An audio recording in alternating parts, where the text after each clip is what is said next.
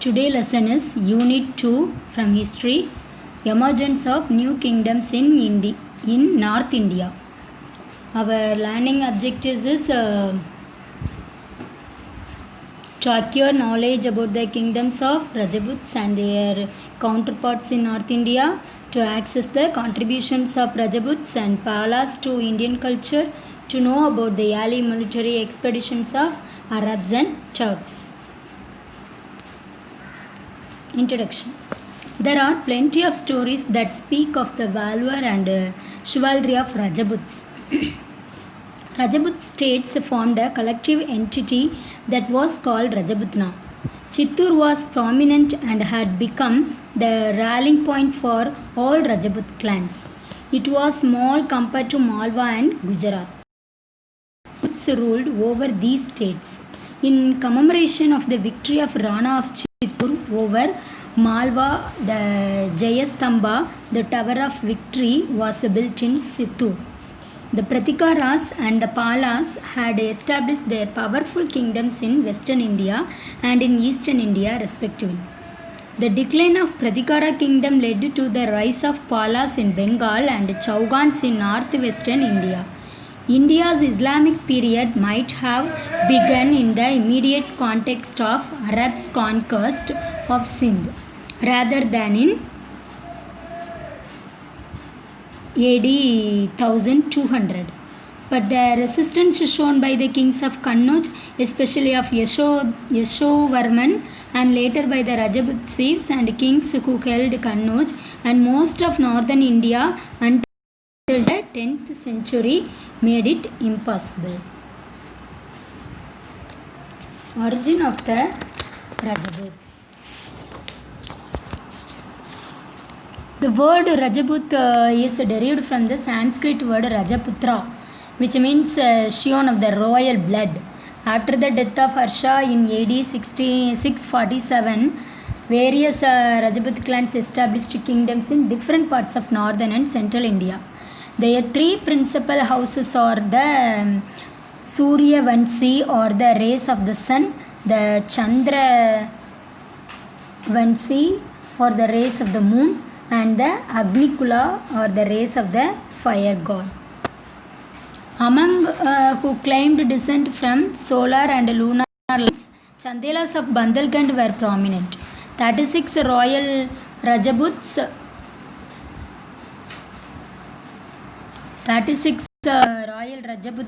clans were listed by the Oriental scholar James Todd. Among them, 4 claimed a special status, that is the Pratikaras, the Chaugans, the Chalukyas,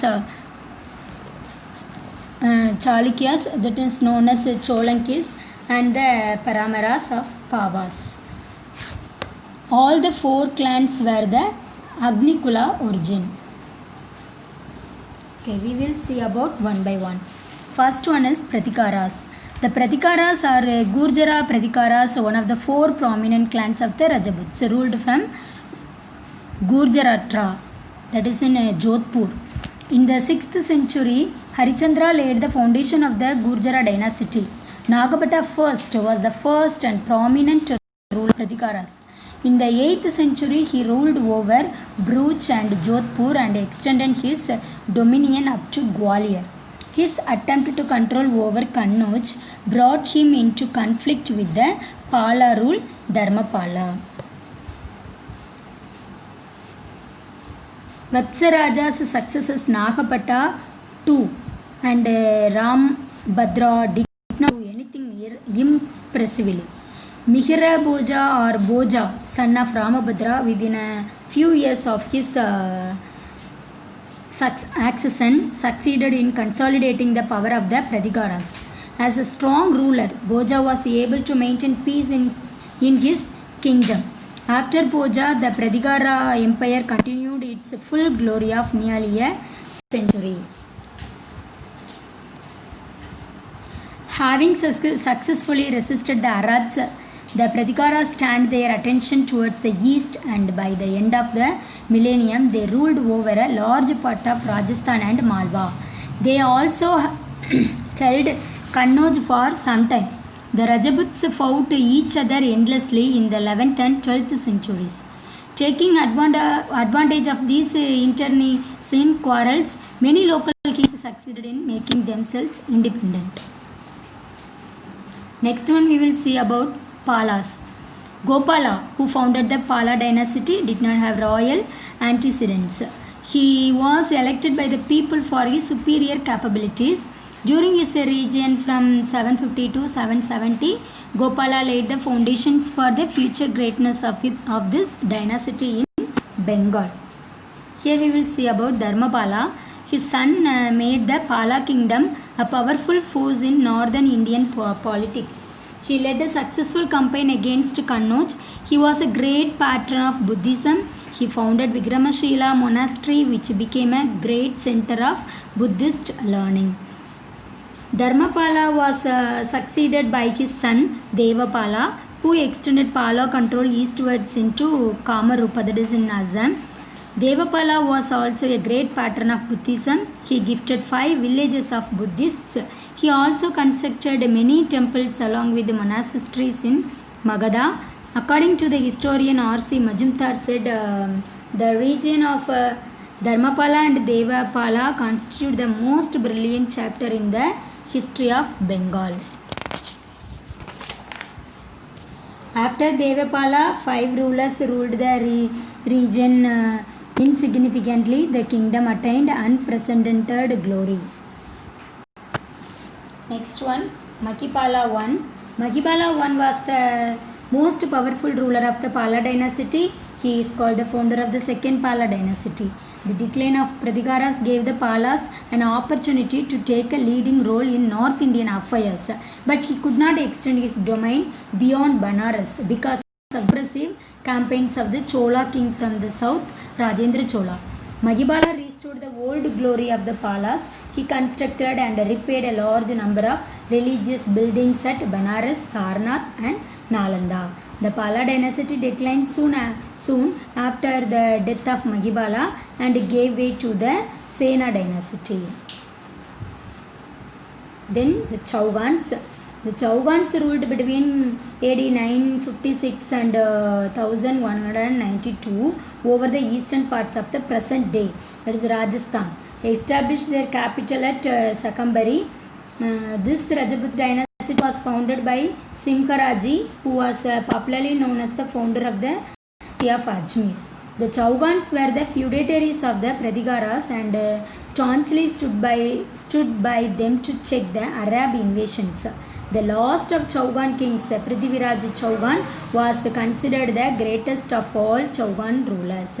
He defeated Muhammad Ghori in the first battle of Tarain, fought in 1191. However, he was defeated and killed in the second battle of Tarain in 1192. Next one, the contribution of Rajputs to art and architecture. We will see about first one, art. Rajput courts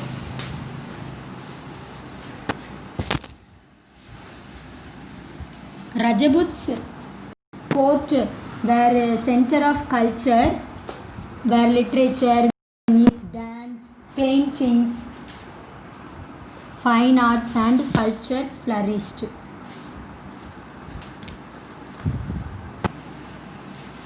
A specific style of Rajput painting, often focusing on religious themes, emerged at Rajput courts.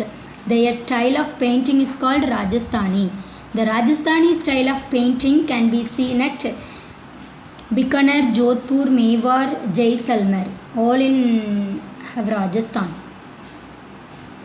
Next one, architecture. The Rajputs were great builders. Some of the important examples of Rajput buildings are strong fortresses of Chittorgarh, Ranthambore and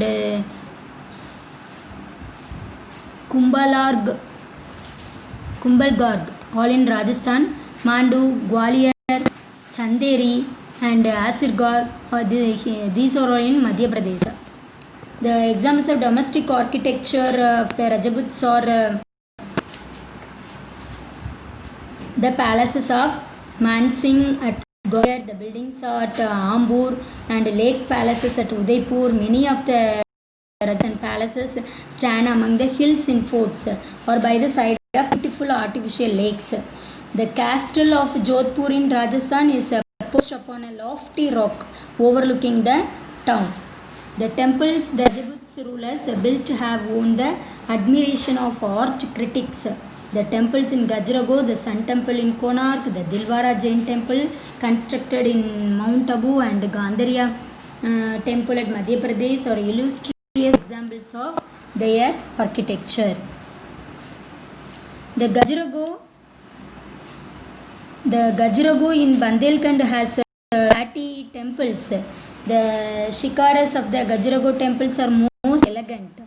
The exterior and interior parts of the temples are adorned with very fine sculptures. These temples are dedicated to Jain Tirthankaras and Hindu deities like Shiva and Vishnu.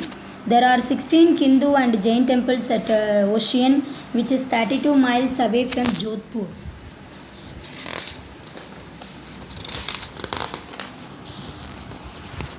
The Jain temple at Mount Abu has a white marble hall and a central dome of concentric rings and richly carved vaulted ceiling and pillars. Next one we will see about the contribution of Palas to the culture. The Palas were adherents to the Mahayana school of Buddhism. They were generous patrons of Buddhist temples and the famous universities of Nalanda and Vikramasila.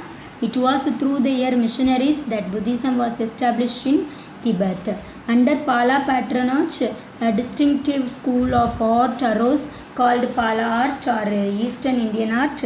Pala artistic style flourished in present-day states of Bihar and West Bengal and also in present-day Bangladesh. It was chiefly represented by bronze sculptures and palm leaf paintings celebrating the Buddha and other divinities. The bronze sculptures from this area played an important part in the spread of Indian culture in Southeast Asia.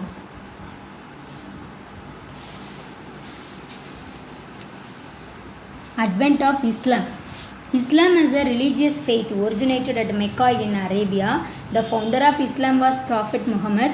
The followers of Islam are called Muslims. An Islamic state, especially the one ruled by a single religious and political leader, was known as Caliphate. Caliph means a representative of the Prophet Muhammad. Two early caliphates were Umayyads and the Abbasids. Both the Umayyads and Abbasids expanded their rule separately by their conquest and by preaching the principles of Islam. In the 8th century India, the Arab presence appeared in the form of a Muslim army that conquered the Sindh. Their further expansion was made impossible by the kings of Gangetic Plains and the Deccan. By the end of the 9th century, with the decline of the Abbasid Caliphate, the Arab garrisons in India and elsewhere throughout caliphs began to rule independently. Arab conquest of Sindh and its impact. In AD 712, Muhammad bin Qasim, who was the commander of the Umayyad kingdom, invaded Sindh. Qasim defeated Dahir, the ruler of Sindh, and killed him in the battle. The capital of Sindh, Harur, was captured. Qasim extended his conquest further into Multan. He organized the administration of Sindh. The people of Sindh were given the status of protected subjects. There was no interference in the lives and religions of the people. The Arab scholars visited Sindh and studied many Indian literary works. They translated many Sanskrit books on astronomy, philosophy, mathematics and medicine into Arabic. They learned the numerals 0 to 9 from India. Until then, the people in the West did not know the 0. Through the Arabs, Europe gained more knowledge in mathematics. Next one, Muhammad of Ghazni. Muhammad is said to have conducted 17 raids into India At the time, North India was divided into a number of kingdoms. One of them was Sagi kingdom, which extended from Punjab to Kabul. The other is Kashmir, Nepal, Malwa and Bundelkhand. The initial raids were against the Sagi kingdom, in which its king Jayapala was defeated in 1001. After his defeat, Jayapala immolated himself because he thought that this defeat was a disgrace. His successor Anandapala fought against Muhammad but was defeated in the Battle of Vaihin near Peshawar in 1008. As a result of his victory at Vaihin, Muhammad extended his rule over Punjab. The subsequent raids of Muhammad into India were aimed at plundering the rich temples and cities of North India. In 1011, he raided Nagarkot in Punjab hills and Daneshwar near Delhi. In 1018, Muhammad plundered the holy city of Madura. He also attacked Kannauj. Muhammad died in 1030 AD.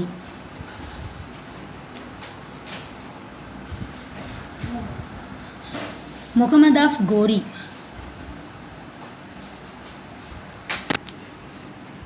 Muhammad of Ghor or Muhammad Ghori started as a vassal of Ghazni but became independent after the death of Muhammad.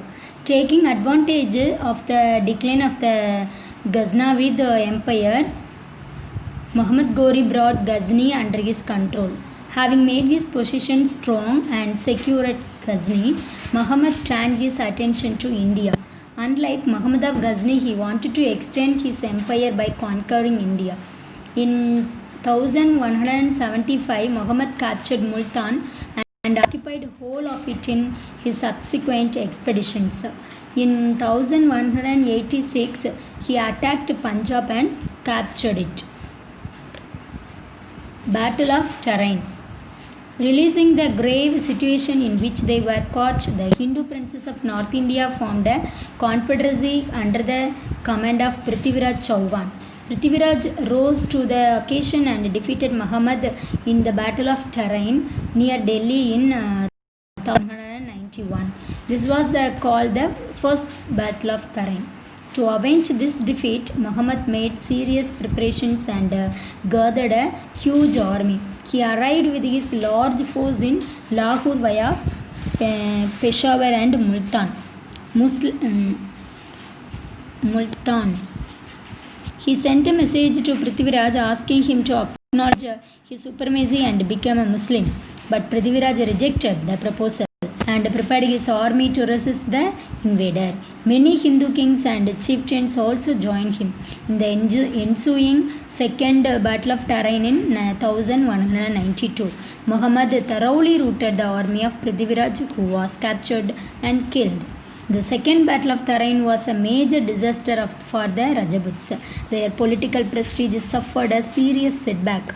The whole Chauhan kingdom now lay at the feet of the invader. The first kingdom was thus firmly established in India at Ajmer, and a new era in the history of India began. After his victory over Prithviraj at Tarain, Muhammad returned to Ghazni to deal with the threat from the Turks and the Mongols. After the death of Muhammad in 1206, his most capable general Qutbuddin Aibak, who had been left behind in India to control of Muhammad's territories in India, and declared himself as the first son of dynasty. We will go through the short recap. After Harsha, new regional emerged. Prominent ruling dynasties among them were Pradigaras, Palas, Chaugans and Paramaras. Pradigaras and Palas were battling to control the northern plains. Their focus was capturing the city of Kannauj. The continued conflict over the possession of Kannauj prompted the local chieftains and kings to declare themselves independent. The Rajputs and Palas made impressive contribution to the evolving Indian culture. The attempts of Arabs to expand were resisted by various rulers. Military raids of Muhammad of Ghazni in the 11th century, followed by expeditions of Muhammad of Ghor, paved the way for the establishment of Islamic rule in India.